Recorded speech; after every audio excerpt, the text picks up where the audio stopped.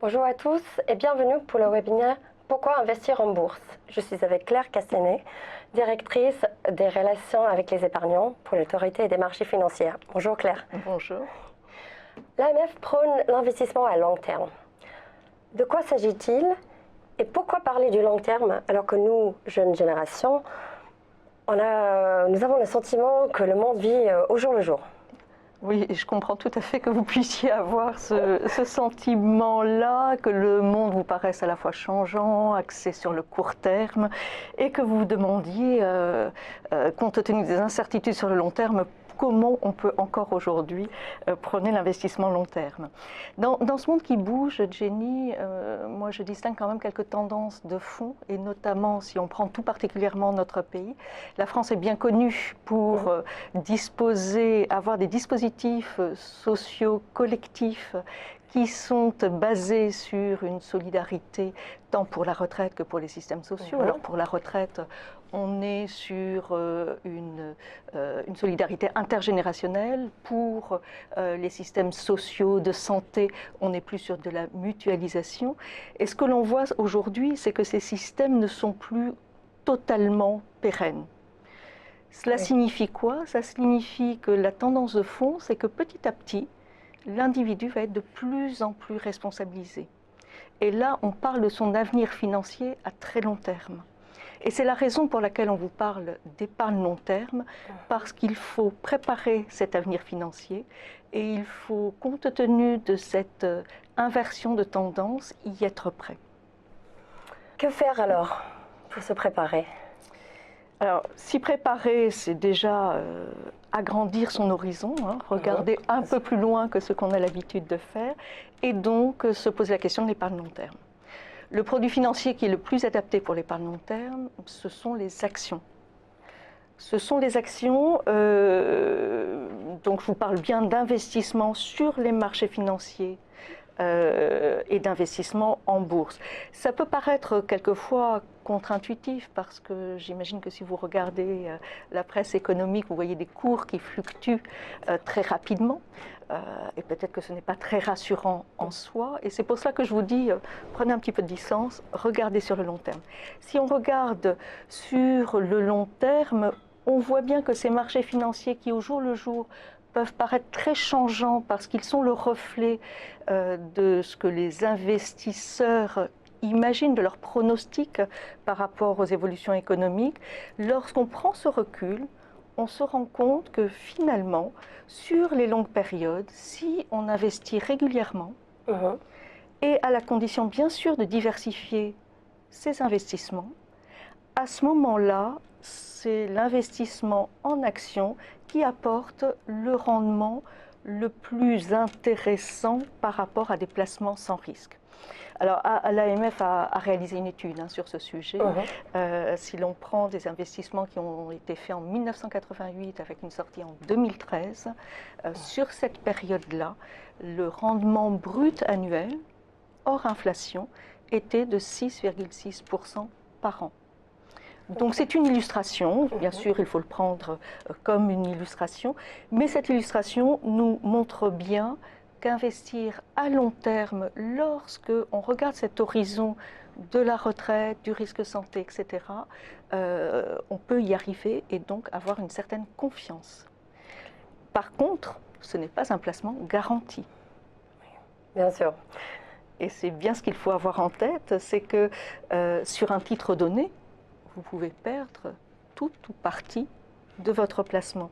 C'est la raison pour laquelle nous prenons deux règles d'or incontournables, l'investissement régulier, comme cela vous lissez l'aléa des dates d'entrée, et l'investissement diversifié. Alors quand on dit diversifié, c'est très diversifié, tant sur les sociétés, sur lesquels vous investirez, qu'en termes de secteur géographique, de secteur professionnel. Et si vous respectez ces quelques règles, on peut estimer que ces placements correspondront à votre objectif de long terme. Là où il faut être vigilant, je vous dis, ce n'est pas un placement garanti, c'est qu'il est nécessaire d'avoir aussi le réflexe de l'épargne de précaution et de l'épargne projet. L'investissement en action se fait de façon générale, hein. Une fois que l'on a constitué une épargne de précaution qui permet de faire face aux coups durs, ça peut arriver. Et puis l'épargne de projet, avoir un horizon un petit peu plus court terme parce que vous avez envie de faire le tour du monde, parce que vous avez besoin d'acheter une voiture. En général, ce sont des choses assez courantes, en tout cas à votre âge, que de pouvoir porter ce type de projet. Mais n'oubliez pas le long terme. Vous me parlez d'investir en bourse. De quoi s'agit-il exactement? Investir en bourse, vous pouvez le faire en achetant par exemple des actions et des obligations. Ce sont des titres financiers de nature différente. Les actions, vous devenez propriétaire d'une partie de l'entreprise. Donc vous voyez tout ce qu'il peut y avoir derrière en termes de suivi, d'intérêt et de choix par rapport à cette entreprise. Donc vous devenez propriétaire d'une partie de l'entreprise et cela vous crée des droits. Le droit de voter en assemblée générale, le droit de toucher des dividendes également. Quand on est sur des obligations, on est sur des produits financiers différents puisque là on prête à l'entreprise. On prête et il y a un rendement qui est prévu, donc des intérêts qui sont versés, soit régulièrement et on parle de coupons, soit in fine. Donc à la fin, en tout cas, ce qui est prévu lorsque vous investissez sur des obligations, c'est un remboursement du nominal, c'est-à-dire de l'investissement que vous avez fait, plus des intérêts. Donc vous voyez bien la différence entre ces deux types de rendements. Pour l'un ou pour l'autre, ce qui est important toujours, c'est de s'attacher à ce qu'on appelle le couple rendement-risque. Le couple rendement-risque, alors pour le dire un petit peu autrement, c'est la performance que vous en attendez. Et le risque, c'est l'incertitude qu'il y a autour de ce placement. Et effectivement, comme vous me disiez, quand on regarde à long terme, on a l'impression qu'il y a plus d'incertitude. Bien sûr. Cette incertitude, en fait, elle doit s'analyser, et puis le rendement que l'on en attend, à partir de quelques points de repère qu'il faut avoir. Typiquement, des points de repère assez simples sont les taux de l'épargne réglementée, par exemple. Et vous voyez bien que si on regarde les décennies qui se sont écoulées, ils ont énormément varié. Aujourd'hui, le livret A est à 0,75. L'inflation, c'est un autre point de repère, elle est à 0,2% aujourd'hui. En d'autres temps, on avait des inflations beaucoup plus importantes. Donc, dans cet univers où on a des taux bas, il faut bien sûr adapter la vision que l'on a de ce couple rendement-risque par rapport au monde dans lequel on vit aujourd'hui, un univers avec des taux bas. Tenant compte de tout cela, pourquoi investir en bourse? Investir en bourse, donc c'est toujours dans une optique de préparation d'une épargne, notamment de long terme, et je vous ai indiqué les tendances de fond qui vous attendent, vous, notamment jeune génération. On peut le faire de différentes façons. On peut le faire de façon directe ou on peut le faire de manière indirecte. Lorsque vous le faites de manière directe, ça veut dire que c'est vous qui allez choisir l'entreprise. Ça veut dire que c'est vous qui allez constituer votre patrimoine, avec toujours ces règles de diversification, surtout ne les oubliez pas. C'est noté. Toujours ces règles de diversification. Avec cet argent, cet investissement que vont faire les entreprises, elles vont investir, elles vont se développer, c'est ce qu'on leur souhaite de mieux. J'espère bien. Elles vont se développer, derrière créer de la valeur ajoutée et enclencher un cercle économique vertueux. Typiquement sur cette question-là du pourquoi du financement de l'économie au travers de l'actionnariat individuel et au travers de l'investissement en actions de façon plus générale, nous venons de sortir une vidéo qui est disponible sur notre site de l'Autorité des marchés financiers et vous pouvez vous y rendre, c'est sur la rubrique Épargne Info Service, qui est notre rubrique dédiée aux particuliers et qui permet de trouver des contenus pédagogiques et des bons conseils sur ces différentes questions que vous pouvez vous poser lorsque vous découvrez ces différents produits financiers. À côté de cela, vous avez un certain nombre d'enveloppes fiscales ou d'enveloppes dans lesquelles vous pourrez loger ces investissements, comme l'assurance vie, comme le PEA. Et là, il peut y avoir des avantages fiscaux inhérents à des politiques nationales, fiscales, et vous aurez un peu plus de renseignements là-dessus sur un autre webinaire qui se tiendra au cours de cette quinzaine, qui est celui de la F2IC et de l'École de la Bourse, qui vous donnera toutes les explications que vous souhaitez sur le PEA et sur le compte titre. Il y a deux types d'investissement, donc l'investissement en direct et l'investissement indirect.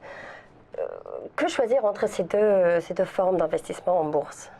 Alors, je ne vais pas vous dire, même si ce n'est pas tout à fait ce que vous attendez, exactement lequel il faut choisir. C'est vraiment un choix très personnel. Si vous choisissez l'investissement direct, vous constituez vous-même votre patrimoine. Vous faites le choix de la société dans laquelle vous souhaitez investir, vous sélectionnez, il y a une part de conviction dans cet investissement parce que vous avez étudié la société, vous avez étudié les documents qu'elle donne et qu'elle transmet au marché, et vous vous dites cette société a du potentiel, donc j'y crois.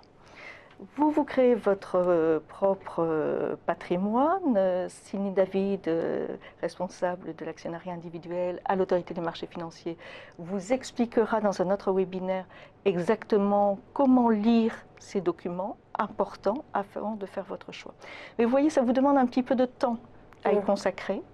Mais à l'inverse, y consacrant du temps, faisant vous-même ce travail de sélection, vous aurez fait des frais moindres que si vous passez par un investissement que l'on dit indirect. Donc dans ce premier cas, vous êtes vraiment actrice de votre investissement. Ça vous permet en plus de développer votre culture microéconomique et de suivre l'économie du pays.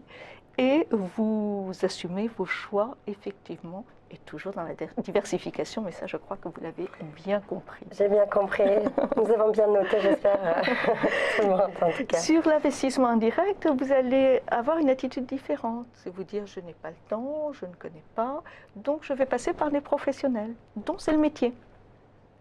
Et ces professionnels-là, vont investir pour vous, mais à partir d'un profil que vous aurez défini, plus ou moins dynamique, plus ou moins, et il y aura bien évidemment sur la structure de l'investissement des choix qui seront faits, qui correspondront à la stratégie d'investissement que vous avez souhaitée.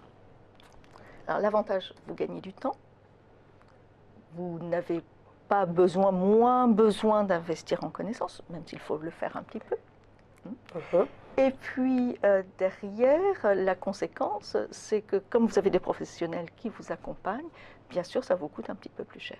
J'entends toutes ces bonnes choses à vous écouter. Investir en bourse, dans les actions ou les obligations, cela me semble être un placement à considérer. Et comment expliquer que le particulier se détourne de la bourse aujourd'hui?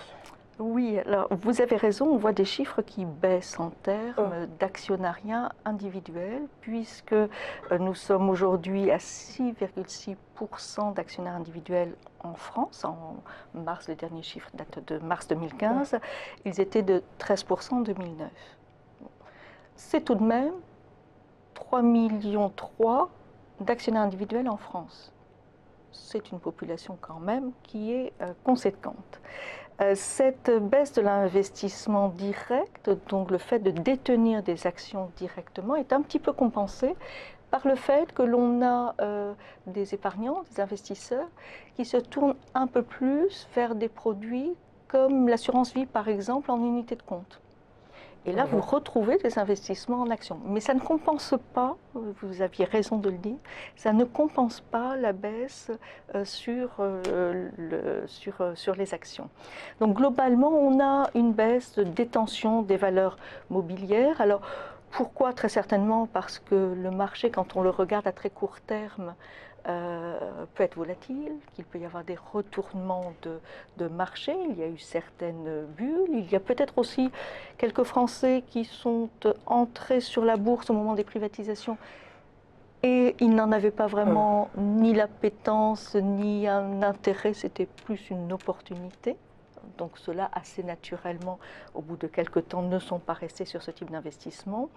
Globalement, je pense que c'est quand même beaucoup lié au fait d'une méconnaissance du grand public par rapport à ces investissements-là. Méconnaissance et puis sans doute le fait de ne pas suffisamment se positionner sur un horizon long terme qui fait que on a une vision du rendement qui peut être tronquée. Et à l'inverse, et c'est assez étrange, nous voyons un certain nombre d'épargnants se tourner vers des produits hautement spéculatifs de type Forex option binaire, qui eux comportent des risques majeurs et tellement majeurs que l'autorité des marchés financiers affirme haut et fort que ce ne sont pas des produits faits pour les particuliers. Ces investissements du coup sont extrêmement risqués. Et malheureusement, dans ces prestataires qui commercialisent ce type de produits, nous avons également un certain nombre d'escrocs et le seul conseil que nous puissions donner aux particuliers, c'est de fuir ce type de marché. Nous venons d'ailleurs de publier une étude qui montre que malheureusement la population française est très exposée à ce type d'offres et qu'on a 9 Français sur 10 à peu près qui estiment, 6 Français sur 10, excusez-moi, qui estiment avoir reçu un certain nombre de publicités par rapport à cela. On en a 9 sur 100 qui ont investi et 5% qui considèrent, qui estiment qu'ils ont été arnaqués. Alors après, donc vous voyez, il vaut mieux s'en... plutôt impressionnant. Voilà, tout à fait, il vaut mieux s'en prémunir. Donc le conseil que l'on peut donner, c'est regardons quels sont les objectifs, regardons quels sont les projets, ayant une analyse raisonnable, un risque raisonnable qui permette à la fois de financer l'économie, mais surtout de répondre à la préservation de votre avenir financier à long terme, puisque, on l'a vu, cet horizon long terme est un incontournable, y compris pour des générations comme les vôtres. Mais à ce moment-là, passez par des acteurs régulés, passez par des marchés qui sont réglementés. C'est ainsi que vous répondrez le mieux à vos objectifs et que vous participerez à votre mesure à une finance positive. Claire, merci beaucoup. Merci à tous. Je vous rappelle que ce webinaire fait partie du programme Objectif Bourse de BNP Paribas. 2 semaines, 12 webinaires pédagogiques préparés avec Bourse Direct, Euronext, BFM Business, l'École de la Bourse, la Fédération des investisseurs individuels et des clubs d'investissement et avec le soutien de l'autorité des marchés financiers. Retrouvez tous les webinaires de ce programme sur le site www.objectifbourse.fr. Au revoir. Merci.